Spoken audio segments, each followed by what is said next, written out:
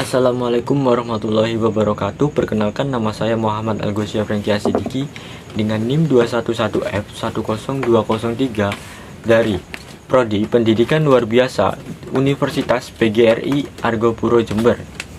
Nah, di video kali ini, dalam kesempatan kali ini, saya akan menceritakan kembali atau membacakan hasil resume saya tentang film yang berjudul I Am Sam.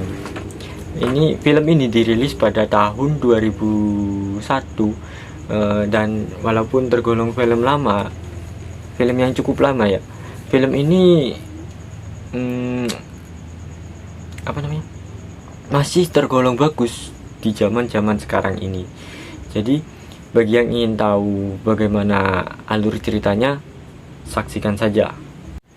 Nah, film I Am Sam berkisah tentang perjuangan Sam, seorang orang tua tunggal atau single parents yang memiliki disabilitas IQ atau intelektual yang sebesar 70 dan termasuk dalam kategori selevel anak pada usia 7 tahun.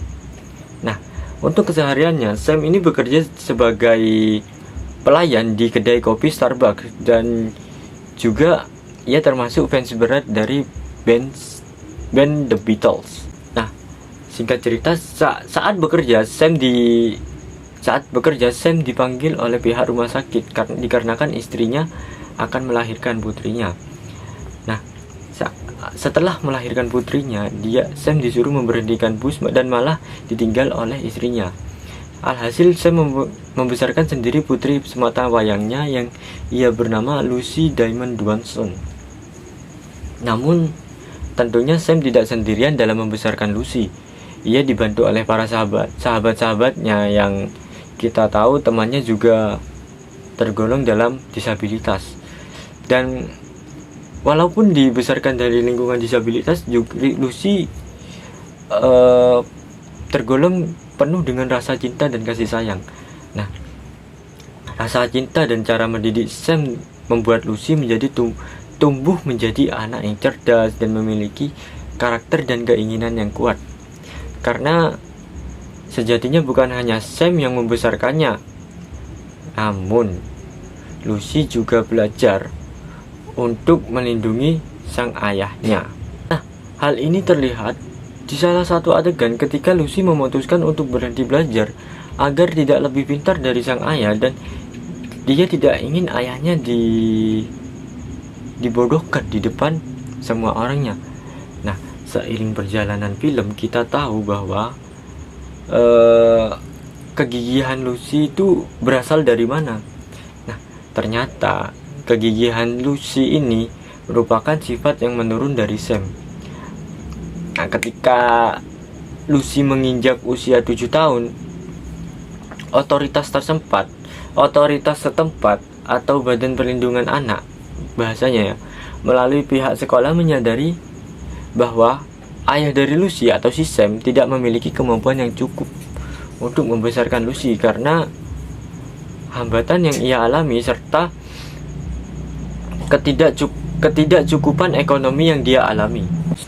Nah, akhirnya Lucy dipisahkan sementara dari Sam dan diinapkan di rumah orang tua asuh sambil menjalani kasus hak asuhnya yang dilanjutkan dalam pengadilan. Dengan begitu gigih, Sam berusaha mendapatkan hak asuh kepada Lucy kembali dengan menggandeng pengacara yang handal yang sesungguhnya cuma mata duitan, yaitu Rita Harrison. Nah, untuk proses pendewasaan diri yang dialami oleh Sam ketika putusan pengadilan tidak berpihak padanya. Jadi Lucy diharuskan ikut oleh orang tua asuhnya dan Sam hanya diperbolehkan untuk menemuinya selama 2 jam Sam diwajibkan menemuinya hanya dalam seminggu sekali. Nah, Lucy juga terpaksa harus ikut orang tua asuhnya yang nampaknya juga menyayangi Lucy juga. Dari situlah si Sam mulai menata hidupnya dan membuktikan dirinya itu pantas dan mampu sebagai seorang ayah, walaupun dia dalam segi IQ masih tergolong sebagai anak umur 7 tahun.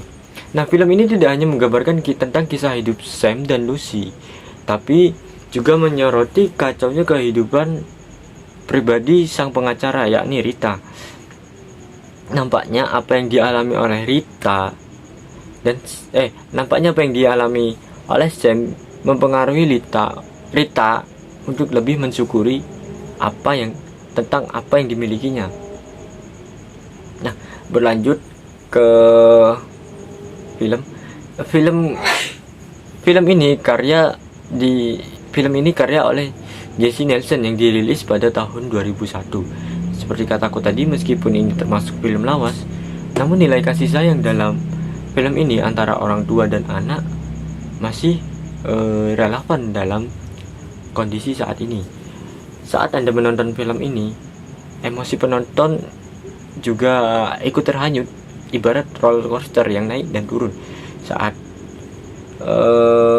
Anda melihat film berdurasi 134 menit ini. Film ini seolah-olah menggiring penonton untuk mendukung Sam untuk mendapatkan hak asuh atas anaknya, yakni Lucy. Nah, di film ini mengajarkan bahwa orang yang memiliki dalam tanda kutip disabilitas masih mampu menjadi orang yang baik meskipun dengan segala keterbatasan yang dialaminya. Jadi pelajaran yang kita ambil,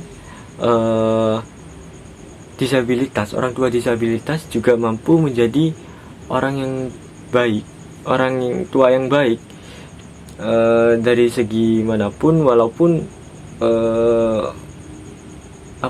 keterbatasannya menutupi itu.